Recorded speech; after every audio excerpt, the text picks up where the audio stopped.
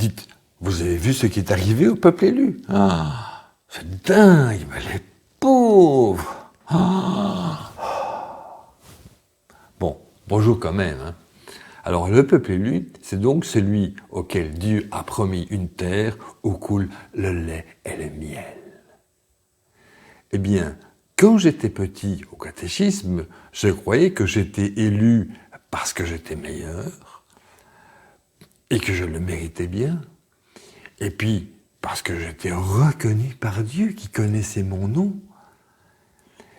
et qui connaissait mon âge et même le nombre de mes cheveux. Et puis surtout, j'allais recevoir d'innombrables bienfaits. Rendons grâce au Seigneur.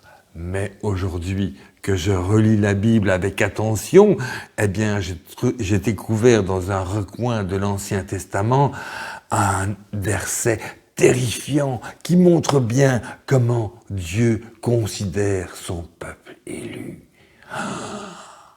Eh bien, prenez votre Bible, livre du Deutéronome, chapitre 9, verset 4.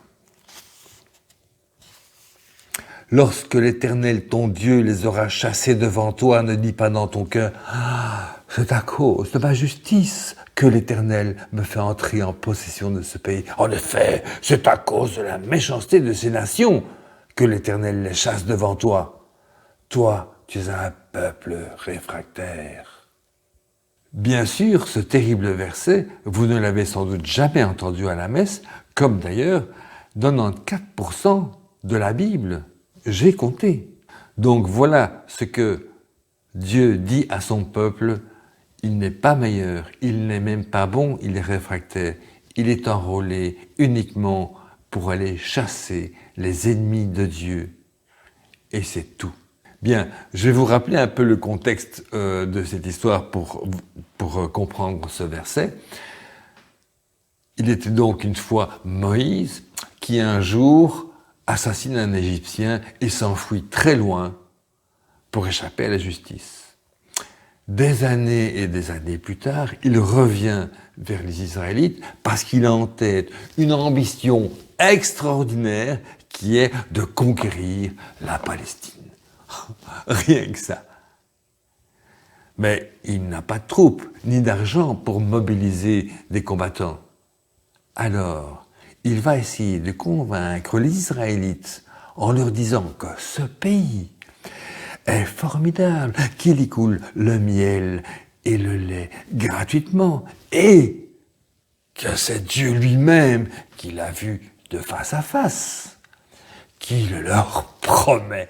Et ça marche. Les Israélites acceptent. Et quand Moïse et les Israélites sortent d'Égypte, au lieu de prendre vers le nord, vers la Palestine, et atteindre la Palestine en quelques jours, puisqu'il y a 300 kilomètres, eh bien, Moïse les dirige plein sud, au fin fond de la péninsule du Sinaï, où ils vont parcourir des milliers de kilomètres pendant des dizaines d'années, et où ils vont finir par mourir. Mais quelle arnaque! Là, une fois installés dans un camp, Moïse commence par leur rappeler qu'ils ne sont pas du tout libres. Au contraire, ce sont des combattants. Et ils sont ses esclaves. Ça se trouve dans le livre du Lévitique, chapitre 25, 55. En effet, c'est de moi que les Israélites sont esclaves. Ils sont mes esclaves que j'ai fait sortir d'Égypte. Ah, merde! Ensuite, comme avec n'importe quel contingent d'esclaves, il désire les dénombrer. Peu importe qui est Rachel, Jacob, Salomé, Isaac, c'est un nombre qui l'intéresse. Et puis ensuite, vous savez pas quoi? Moïse les dépouille de leur or et de leurs bijoux parce qu'ils doivent se racheter. Mais se racheter de quoi? Puisque je crois qu'ils étaient libérés par Moïse. Eh bien, pas du tout. Alors finalement, les Israélites, ils sont mécontents. Et ils regrettent d'avoir suivi Moïse. Et ils se révoltent. Mais Moïse va les injurier, va mater leur rébellion dans le sang et proférer des menaces terrible s'ils n'obéissent pas. On voit que Dieu n'aime pas son peuple et se moque des destins individuels. En fait, la seule chose qui intéresse Dieu, c'est la troupe, c'est la chair à canon, comme on dirait aujourd'hui, pour aller attaquer ses ennemis. Et cette promesse, c'était juste pour les convaincre de le suivre. Donc voilà, les élus de Dieu, c'est une bande de malheureux qui se sont fait pigeonner par des promesses fallacieuses. Et dans le Nouveau Testament, c'est la même chose.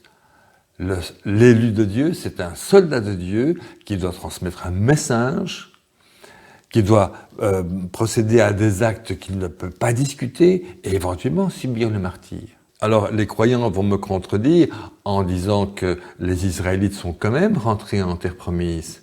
C'est pas tout à fait juste. Ceux qui sont sortis d'Égypte sont bien morts dans le Sinaï et ceux qui vont rentrer en Palestine ou en terre promise, ce sont les petits-enfants et arrière-petits-enfants sous la conduite de Josué, le successeur de Moïse, mais ils vont rentrer en terre promise au prix de terribles combats. Ils vont exterminer les peuples qu'ils vont rencontrer devant eux, en dépit des 10 commandements, tu ne tueras pas, tu ne voleras pas.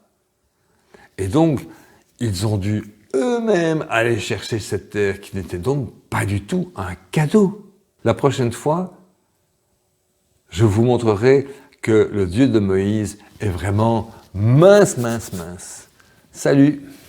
Si vous voulez découvrir encore d'autres aspects rigolos de la Bible, je vous recommande le livre « Où diable Dieu se cache-t-il dans la Bible ?»